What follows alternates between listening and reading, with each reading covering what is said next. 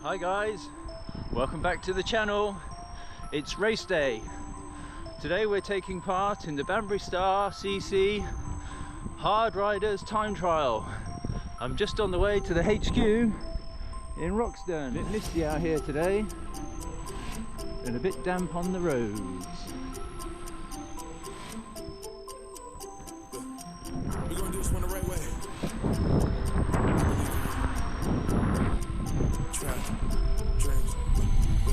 I know you only saw me for a few times, but I always think about you in the nighttime.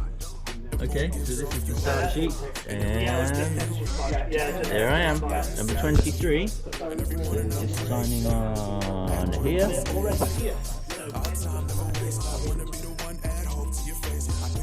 Number. And that's the trophy. Yeah, sure. How are you, mate? The trophy for the men and the trophy for the women.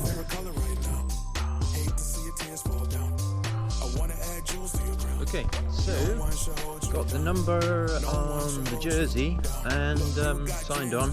The race start is delayed by half an hour because of the fog, so I've got a bit of an extra time to warm up, so I'm just going to potter up and down the road for a little bit, keep warm and yeah, just think about the race. Look, car behind.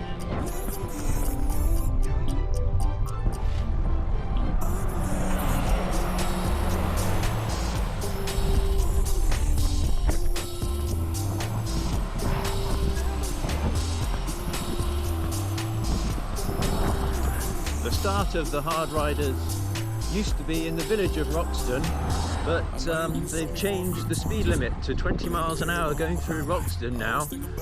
So the start has been moved, so the course itself is a bit shorter now. It's 21.8 miles, I think, so basically 22 miles.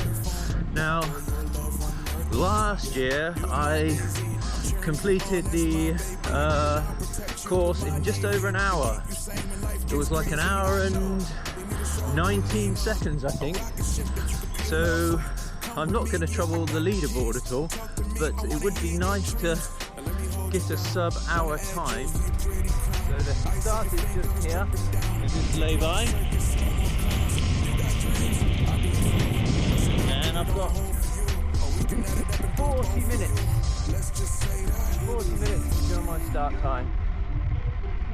That's the start line. Right. Stacks of time to warm up. Well, the fog's beginning to lift, and actually it's not too bad. There's rain forecast for later on today, but you should be able to get back to finish the race before the rain hits. And it's very still. As a not that great time trialist, the wind is something which I find really frustrating. It slows me down a great deal. So to have a still day and not too warm, yeah, I'm feeling pretty good about it. Whilst I've got a bit of time, here's the kit. So I've got an aero helmet. I've got my Banbury Star like speed suit, so it's shorts and jersey all in one. As far as the TT rig goes, I don't have any disc wheels or specific deep section wheels. These are just my road bike 50mm section carbon wheels, and of course aerodynamic frame, so aero forks and aero frame, and of course aero bars. So the idea is you can tuck down into the aero position and basically get as aerodynamic as possible, but I'm not really that great at holding the aero position, so I'm kind of in and out of the aero position for quite a lot of the race. As far as gearing goes, I've got an aero Q-ring rotor 53 chain ring and a 39, but the 39 is actually just round chain ring, and then it's 10 speed because it's quite an old bike, The biggest sprocket I've got there is a 25, so it's 2511. So going up Sunrising, which is the big hill on this course, I'll be in 3925 gearing, which is actually quite a hard gear to get up in on Sunrising Hill. If I manage to get up Sunrising under 5 minutes, I'll be happy. My quickest time up Sunrising is under 4 minutes, so I'll be well under or well over a minute slower going up Sunrising, but that was on a road bike when I was a fair bit fitter. Okay, that's it. I think that's the time trial bike.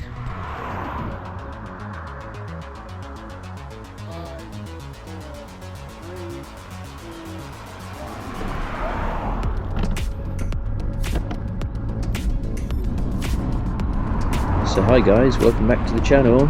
Here we go, Banbury Star Hardriders 2025. It's a rolling out and back course. The first part of the ride up to the top of Sunrising Hill is a bit of a uphill drag, not steep at all, just sort of 1 or 2%, but it does zap your energy. Usually the wind is in your face blowing against you along here, but thankfully today, as I said earlier on, it's nice and still, so you don't have that element to contend with. So just head down, push all the way along to the top of Sunrising Hill, hoping you don't hear the sound of a bike approaching you from behind.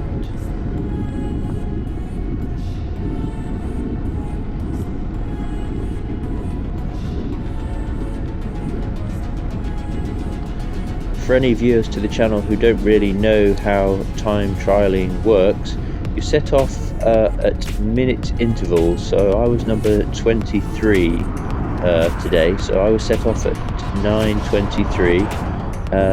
Number 22 was obviously set off a minute before me. Now there is no 24, number 24 today didn't sign on. So the next one behind will be 25, who's setting off obviously 2 minutes after me. I do get caught by number 25 and also quite a few other numbers, but if number 25 comes past me, you can tell then that he's already 2 minutes, going 2 minutes faster on the course than I currently am, and likely he'll end up a lot quicker than that by the time he reaches the finish.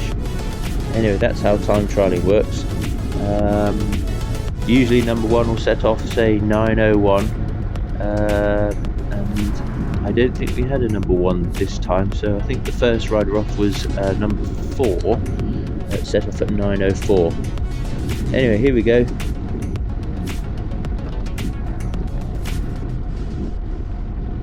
I didn't actually just miraculously speed up here. I'm just running through the footage 5 times the actual speed here.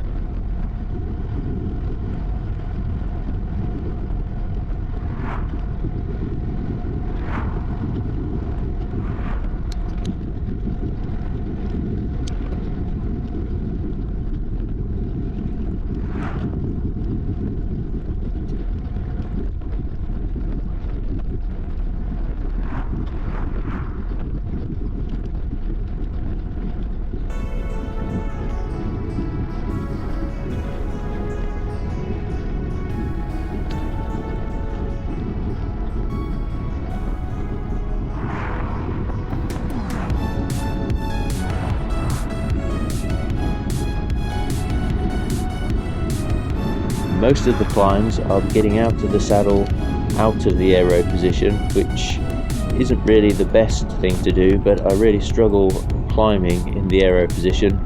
As I said earlier on, I'm actually quite rubbish at maintaining the aero position. Probably I should address that and have a play around with the positioning of my positioning on the time trial bike, and actually try to find a position which I'm comfortable to maintain.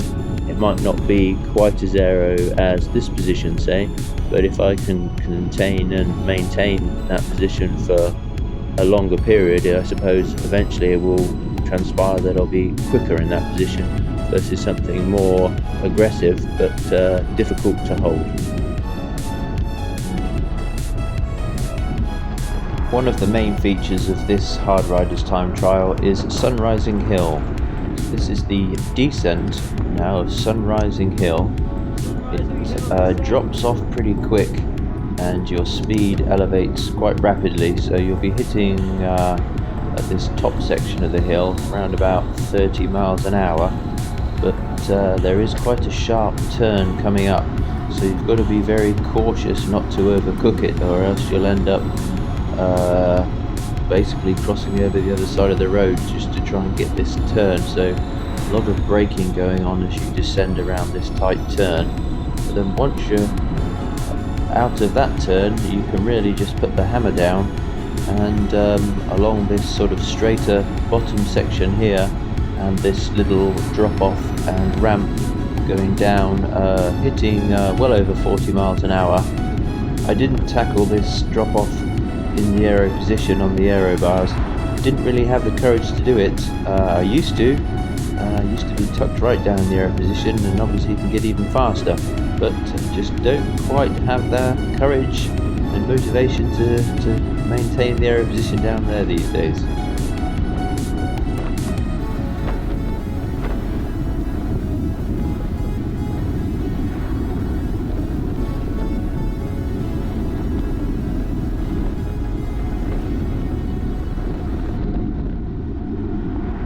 This is a bit close.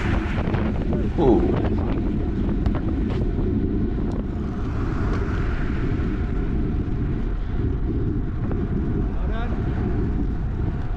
Number 25 coming past here, taking me for 2 minutes. He's flying. Well done, mate. I'm always looking out ahead, trying to see if there's a rear flashing red light ahead of me that I'm catching. Unfortunately, I don't catch anybody. Back in the day when I was a bit quicker, I used to catch a few people on a time trial bike, and it's just like a carrot hanging out there in front of you, this flashing red light that you're chasing down. It doesn't happen very quick that you draw them in, but they're hanging out there for quite a while, and you just slowly reel them in, and it does give you a bit of a boost to catch people, as it does when people come past you as well. You have to give them a bit of a gap once they come past you, so you don't get any sort of what would you say, slipstream sort of benefits. But you once that gap's gone, I think 20 yards is the official distance you're meant to give a passing rider before you then push on as hard as you can again.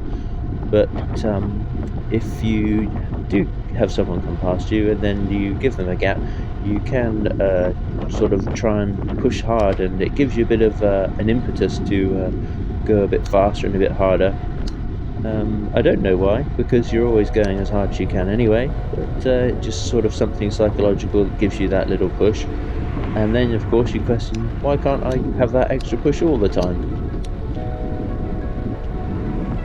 So as an out and back course, you can see we're approaching the turn, and there's riders already gone to the turn and now on the return leg.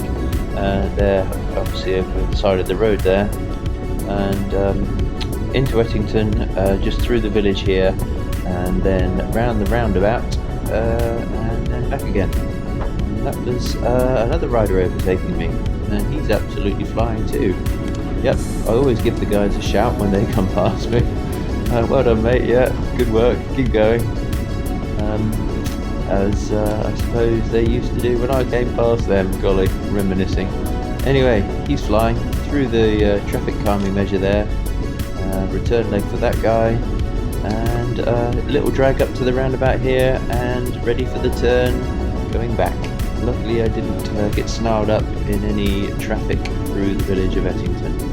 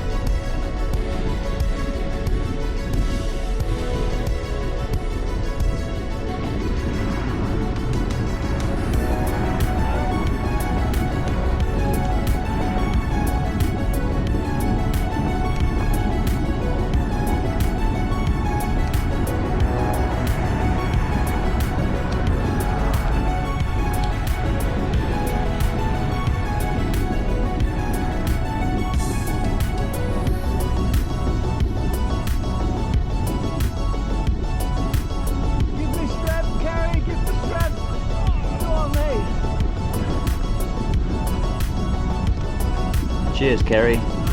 So here we are, the moment of dread on the Hardriders, the ascent of Sunrising Hill.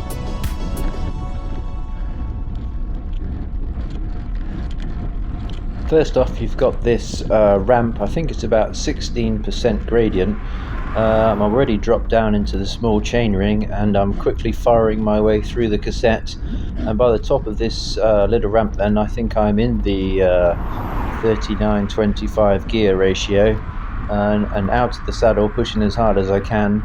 There is a bit of a levelling off and a lay-by on the left here, where you can just have a bit of a catch of your breath, a bit of a recovery, ready for the turn and the hairpin bend, where the ascent gradient probably ramps up to around 20%, I would say.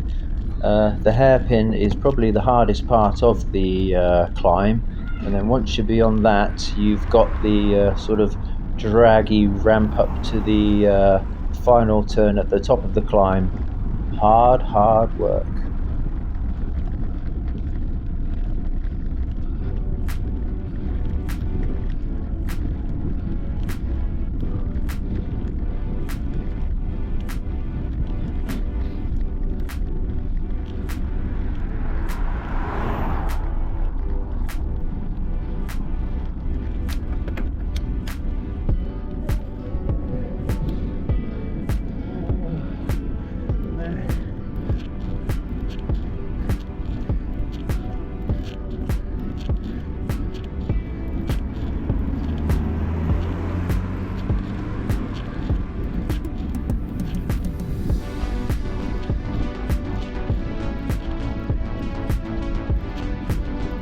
There's a few spectators standing on the turn here, cameramen present, so as much as you're suffering, you have to make sure that you're not showing it too much so that you look good for the photographs. Thanks for the encouragement, guys. It's all a bit of a blur, to be honest. Right, pretty much done the hairpin, then it's just this last stretch. It's about 100 meters or so, but it seems to last forever. And it's as much as you can manage, really, just to turn the pedals over.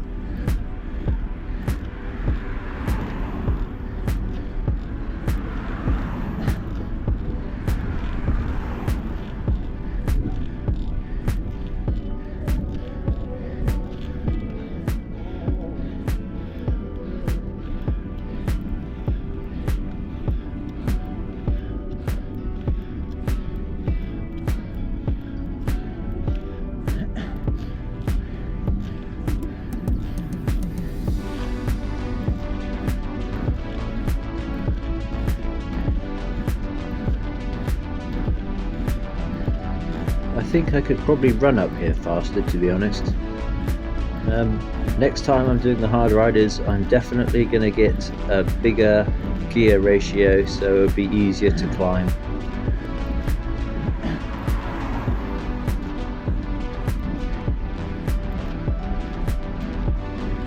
The final push around this turn, and then it's a quick recovery and trying to put your head down and go as fast as you can towards the finish.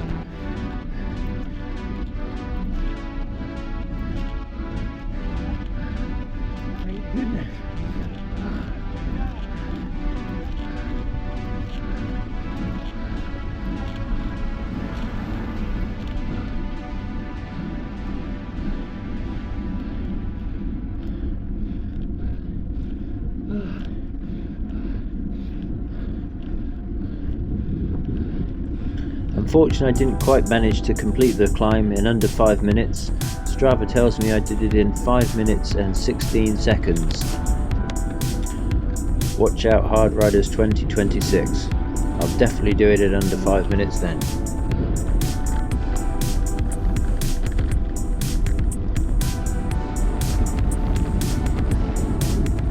Unfortunately, this is Josh, who punctured. He passed me not long after the Ettington turn, and unfortunately for him, he punctured just going over the top of the climb there. So he would have been in for a good time. Sorry to see you punctured there, Josh.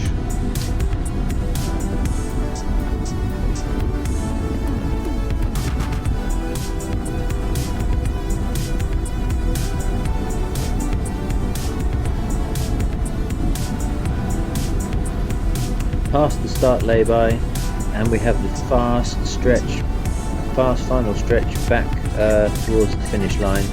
This is that gradual sort of downhill slope now, about 1 or 2%, hitting around about 25-26 miles an hour, and the faster guys will be pushing 30, maybe even a bit over.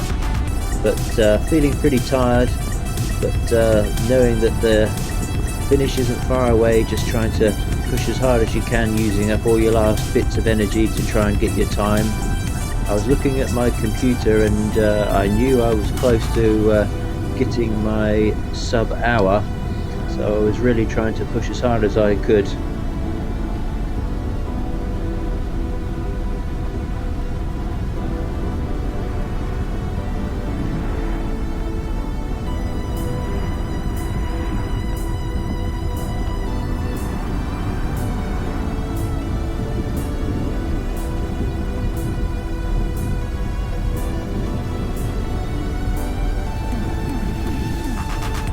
The finish line is just coming into sight. I think I've just ticked over about 59 minutes now, and I'm really just pushing as hard as I can, counting the seconds, and finish, and I managed to cross the line in 59 minutes 24 seconds. Okay, just finished. I think I squeezed under the hour. I think I was in the 59s, but maybe short to mid 59. I was ridiculously slow going up Sunrising. I have to get some better gearing. A 39.25 up Sunrising is just too difficult, too big a gear for me to push these days. But I'll go back to the HQ and see how I did. I didn't overtake anybody, but I got overtaken quite a few times by the faster guys. I think they would probably be doing almost sub 50 minutes, but yeah, I'm happy with under the hour. Let's go back to the HQ and have a look how I did. In second place we had Alice O'Neill. And our winner for now, the 6th year. 5th year is Naomi. Congratulations. Well done, Naomi.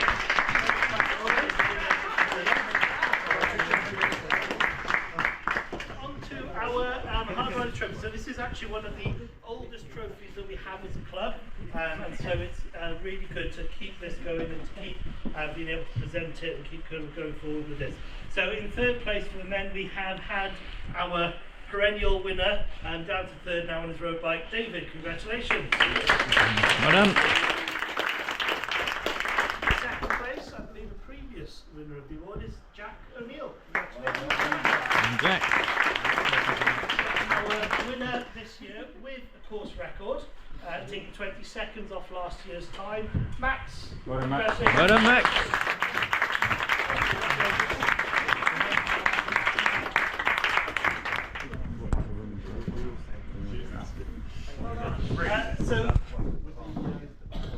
Cool. So that's it. The Hardrider's done for another year. 59.24 was my time, so I was hoping for under the hour and managed to achieve that. So more than happy with the time, and great fun on the Banbury Star Hardriders. Tough going up Sunrising Hill as to be expected, but overall quite a rolling course, and managed to maintain a decent speed. Got overtaken 4 or 5 times, didn't overtake anybody, but had a great time. Thanks for watching, guys. See you again next time. Bye bye. Another one bites dust.